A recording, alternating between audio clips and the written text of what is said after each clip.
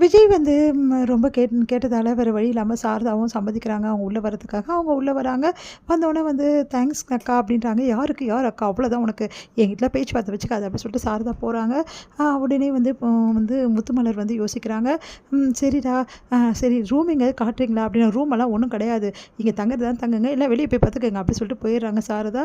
அதனால் அவங்க வந்து இங்கே கொஞ்சம் தங்கிக்கிங்க அப்படின்னு சொல்லிட்டு விஜய் வந்து சொல்லிடுறாரு. அடுத்து பெட்ஷீட்லாம் எடுத்து கொடுக்குறாரு. சரிங்க தம்பி, ரொம்ப தேங்க்ஸ் அப்படின்னு சொல்லிட்டு சொல்கிறாங்க. அடுத்து வந்து இங்கே என்ன பண்ணுறாங்க, காவேரி வந்து செம்ம டென்ஷனாக இருக்காங்க. என்னங்க நீங்கள் இப்படி பண்ணிகிட்டு இருக்கீங்க, அவங்கள நீங்கள் கவனிச்சா அம்மாவுக்கு பிடிக்காதுங்க, எதுக்கு இப்படி பண்ணுறீங்க அப்படின்னோடனே, வேறு வழியில் காவேரி, அவங்க உங்களோட அப்பாவோட ஃபேமிலி இல்லை அப்படின்றாங்க. இங்கே பாருங்கள், என் அப்பாவோட ஃபேமிலின்னு தயவுசெய்து சொல்லாதீங்க, எனக்கு கேட்டாவே டென்ஷன் ஆகுது, இவங்களை என்னால் ஏற்றுக்கவே முடியாது, அதுதானே காவேரி உண்மை, நீங்கள் எப்படி உண்மைன்னு சொல்வீங்க அப்படின்னோடனே, இங்கே பாரு காவேரி, இந்த விஷயம் உங்கள் மாமாவுக்கு எல்லாம் முன்னாடியே தெரியுமா, அவர் தான் வந்து ரிவின் கிட்ட சொல்லியிருக்காரு. என்னங்க சொல்கிறீங்க, என் மாமாவுக்கு தெரியுமா? ஆமாம் காவேரி அப்படின்னு சொல்லிட்டு நடந்த விஷயத்தெல்லாம் விஜய் சொல்கிறாரு.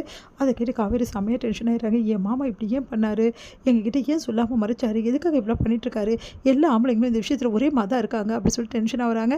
காவேரி, ஏன் காவேரி எல்லாரையும் ஒரே மாதிரி பேசுகிற அப்படின்னோடனே, நான் உங்களை சொல்லலைங்க அப்படின்றாங்க.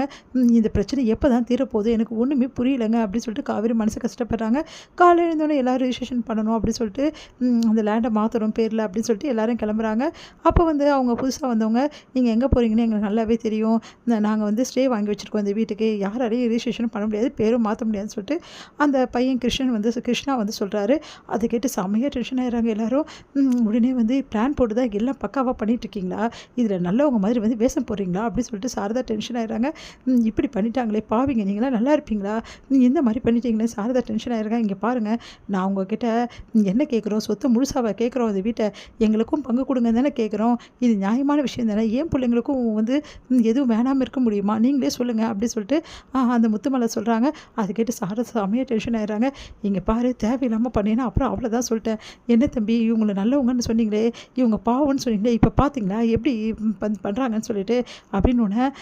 சரிங்க அத்தை, நீங்கள் ரொம்ப டென்ஷன் ஆகாதீங்க, நீங்கள் பண்ணது கொஞ்சம் கூட சரியில்லைங்க அப்படின்றாங்க. என்ன தம்பி நீங்களே இப்படி சொன்னால் எப்படி, எங்களுக்கு எங்கள் உரிமை நிலைநாட்டணும்ல, அதனால தான் நாங்கள் இப்படிலாம் பண்ணோம் அப்படின்னு. இவங்கெல்லாம் இப்படி தான் பணத்தை பறிக்கிறதுக்காக நாள் வழியே பண்ணுவாங்க, இந்த மாதிரி ஆளுங்களே இப்படி தான் அப்படி சொல்லிட்டு சாரதா டென்ஷன் ஆகிறாங்க. அத்தை நீங்கள் கவலைப்படாதீங்க அப்படி சொல்லிட்டு சாரதா சமாதானப்படுத்துகிறாங்க.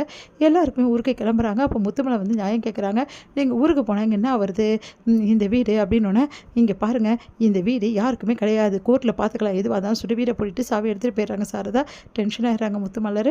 அடுத்து வந்து இங்கே எல்லாருமே வந்து என்ன பண்ணுறாங்க, என்ன பண்ணுறது ஏது பண்ணுறது, நடந்த விஷயத்துலேருந்து எப்படி மீண்டு வர்றது அப்படின்னு சொல்லிட்டு யோசிச்சுட்ருக்காங்க. இந்த சாரதா வந்து தேம்பி அழுதுட்டுருக்காங்க. அவங்க எல்லாரையும் சமாதானப்படுத்திட்டு இருக்காங்க எல்லாரும் சேர்ந்து. அடுத்து வந்து காவேரியும் வந்து விஜய் வந்து அவங்க வீட்டுக்கு போகிறாங்க. காவேரி வந்து விஜயும் வந்து நடந்த விஷயத்தை எல்லாத்தையுமே வந்து தாத்தா பாட்டிக்கிட்ட வந்து வேறு வழி இல்லாமல் சொல்லிட்டுருக்காங்க.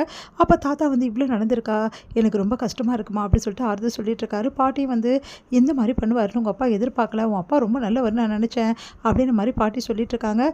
உடனே வந்து அவங்க சித்தப்பா வந்து இந்த வீடு வாங்காததும் நல்லது தான், இந்த மாதிரி விலங்கு இருக்க வீடை வாங்கிட்டு விஜய் தான் நஷ்டப்பட்டிருப்பான் அப்படின்ற மாதிரிலாம் சொல்லிட்டுருக்காரு. அதையெல்லாம் கேட்டு காவேரி மனசு கஷ்டப்படுறாங்க. அடுத்து வந்து இங்கே என்ன பண்ணுறாங்க, எல்லாருமே வந்து நடந்த விஷயத்துலேருந்து வெளிவர முடியாமல் வந்து அதை பற்றியே தொடர்ந்து வந்து பேசிகிட்டு இருக்காங்க. இந்த சூழ்நிலை அந்த முத்துமலர் என்ன பண்ணுறாங்க, விஜய்க்கு வீடு தேடி வராங்க. உடனே வந்து இவங்கள பார்த்துட்டு எல்லாருமே அதிர்ச்சி அடைகிறாங்க. காவேரி வந்துட்டு, இவங்க எதுக்கு இங்கே வந்தாங்க, நீங்கள் எதுக்கு இங்கே வந்தீங்க அப்படின்றாங்க. விஜய் வந்து, இரு காவேரி பொறுமையாக பேசிக்கலாம், சொல்லுங்கம்மா எதுக்காக இங்கே வந்தீங்க அப்படின்னு சொல்லிட்டு விஜய் வந்து கேட்குறாரு. தம்பி நான் உட்காரலாமா அப்படின்னோடனே, சரி வாங்க உட்காருங்க அப்படின்னு சொல்லிட்டு தாத்தா பாட்டி சொல்கிறாங்க. இவங்க அப்படின்னோடனே, இவங்க தான் வந்து காவேரியோட சித்தி அப்படின்னு காவேரி முளைக்கிறாங்க. விஜயை பார்த்துட்டு வந்து முத்துமலர் வந்து பேச ஆரம்பிக்கிறாங்க.